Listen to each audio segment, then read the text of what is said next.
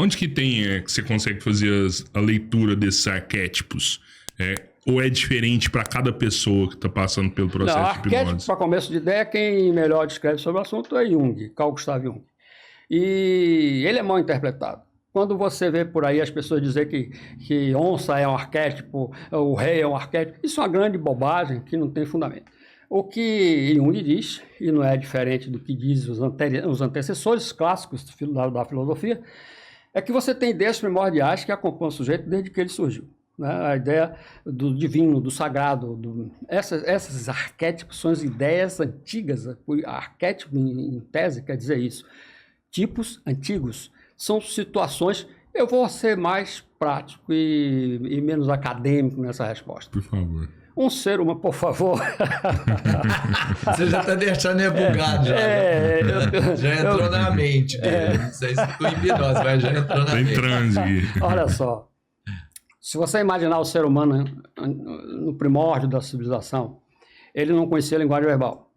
Mas ele olhava para o outro e ele sabia se o outro era agressivo, se era amigo, se tinha ameaça, se não tinha, não é isso? As expressões. Esse sujeito fazia uma leitura semiótica do outro. A semiótica é, enfim, uma linguagem antiga, que ela antecede a possibilidade de você ter uma evolução intelectual. Quando você evolui intelectualmente, você abandona a semiótica que lhe é nata. Daí que pessoas, às vezes, sem nenhum patrimônio intelectual, ele é capaz de fazer a leitura semiótica muito mais eficiente do que você com toda a sua intelectualidade. Então, a semiótica é uma linguagem natural do ser humano.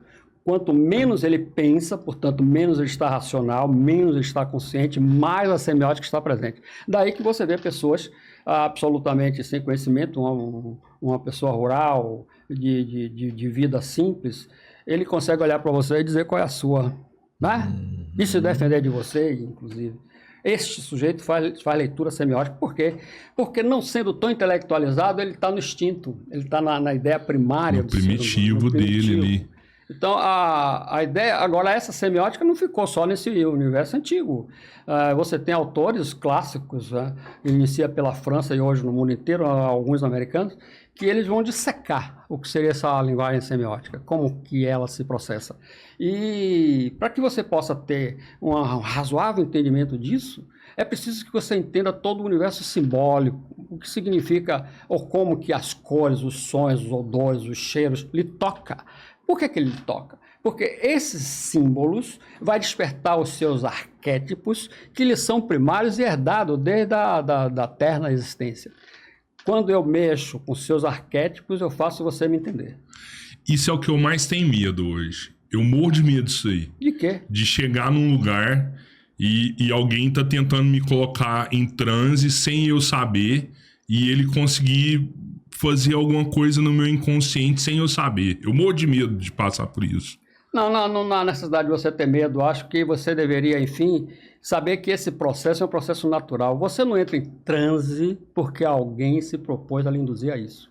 Você entra em transe em qualquer situação que você tenha esses elementos simbólicos que conversem com o seu inconsciente. Em qualquer situação que tenha rituais, que explore cores, sons, gestos, odores, você tem possibilidade de entrar no seu inconsciente, é o transe. Isso vai acontecer em situações de rituais místicos, mágicos, religiosos. O que é que você tem nas religiões? Exatamente uma busca, um toque, mesmo que os dirigentes não conheçam, que mexe com seus arquétipos, que mexe com seus valores, que mexe com o seu inconsciente. Então, é por aí que a conversa acontece, quer dizer, eu tenho acesso ao seu inconsciente a partir do momento que eu converso na linguagem dele. Para eu conversar na linguagem dele, eu vou ter que me desprover totalmente da linguagem verbal. E teria que, em função desses símbolos, desse universo simbólico, de fato fazer você me entender, entre aspas, porque não é um entendimento, é uma percepção, é diferente, e também me responder nesse mesmo nível. Para isso eu teria que entender um pouco também dessa linguagem para ter o troco, para ter o retorno. O que acontece durante uma sessão ou um transe é uma troca simbólica entre o sujeito que está conduzindo o processo e o outro que seria a receptor desse processo. Se não for nessa condição, quer dizer, trabalhar numa perspectiva meramente simbólica, eu não tenho como fazer hipnose. Eu posso fazer contrato. Eu digo para você, você quer fazer hipnose? Você diz, sim, eu quero, tá bom. Eu vou contar até 5, você dorme. Você dorme? Durmo. Porra, você combinou comigo. Sim, eu conto 1, 2, 3, 4, 5. Isso aí não é um fingimento, mas é um acordo, é um compromisso. A partir do momento que eu lhe convido para fazer isso, e você concorda, eu desperto em você o seu ator nato e você vai fazer de tudo para representar esse papel. Isso é hipnose popular. Mas aí é quase que consciente, porque claro, você mas ela é concordou claro ali, que é consciente. Por isso que em hipnose popular não existe transe. E por não ter transe, não tem acesso ao inconsciente. Não tendo acesso ao inconsciente, eu não tenho como modelar absolutamente nada que possa lhe trazer resultados ou benefícios, ou mesmo que eu não faça essa modelagem, porque não há necessidade, eu não dou a oportunidade do seu inconsciente jogar para fora aquilo que está lhe perturbando. Quando você fala dessa manipulação e dessa popular aí, né, que você não consegue acessar realmente tudo o que é preciso, mas você consegue ter acesso às principais emoções, por exemplo, das pessoas, né? Não necessariamente, não tenho acesso a coisa nenhuma. Como que você vê, então, por exemplo, você falou das religiões, por exemplo, como que é feito? Porque ali você tem todo o universo simbólico presente. O universo simbólico está presente. Você tem cores, você tem cheiros, você tem odores, você tem metáforas, você tem crenças, você tem, enfim, todo um cenário que te leva ao mundo inconsciente. O ambiente já fica preparado. Antes de eu chegar ali, o ambiente já está pronto. Eu vou então lhe dar agora uma perspectiva de como você realiza o famoso transe. Né? Seria em contato com esse universo simbólico. Ele poderia ser numa inter-relação entre o terapeuta e o paciente, porque eu poderia, de uma forma consciente, elaborar símbolos ou situações que te levem a essa inconsciência, ou poderia ser uma inter-relação entre o sujeito e o ambiente. Portanto, o transe se dá independentemente de qualquer pessoa. E dá. Você tem, em vez por outro, uma tia que baixa a cabocla, que faz isso, faz aquilo. É isso que ela fez. Ela entrou em transe por ela, a partir de elementos simbólicos que estão em contato direto. Inclusive as suas próprias crenças. Também é um ponto, né, que faz um link e te leva a esse acervo inconsciente, esse patrimônio inconsciente. Tudo que você tem de patrimônio intelectual do ponto de vista consciência é mínimo em relação ao grande background que está no seu inconsciente. Ali está acumulado toda a sua história de vida, todos os seus valores ancestrais, valores dos arquétipos, valores das suas matrizes comportamentais. Portanto, o seu inconsciente é um universo imensamente maior do que seria a sua consciência. No entanto, a gente costuma achar que o sujeito consciente ele é muito mais eficiente do que o sujeito inconsciente. Quer dizer, então, que por Desculpe, eu falo muito, se você não me interromper. Não, tá perfeito. Sim, quer dizer, então, que, por exemplo, quando a gente vê um caboclo, Exum ou qualquer outro espírito desse ali, isso não existe. Isso é um transe. Não existe um espírito, então? Não, para mim não existe. Ali é um transe. Ali o sujeito manifesta a partir de um cenário que levou ele a esse estado, inclusive a partir de toda uma doutrina, a partir de todo um ritual que elabora crenças, que faz com que ele, convicto disso, desempenhe o papel. Quer dizer, enfim, o transe responsável por externar aqueles valores que lhe foram acumulados durante a vida. E óbvio que alguém adepto a uma religião, ela vai externar exatamente aquele cenário que lhe é pré-concebido pela liturgia. Então, a liturgia faz com que você se manifeste, de certa forma, vinculando a determinadas expectativas esperadas. O que te levou a isso?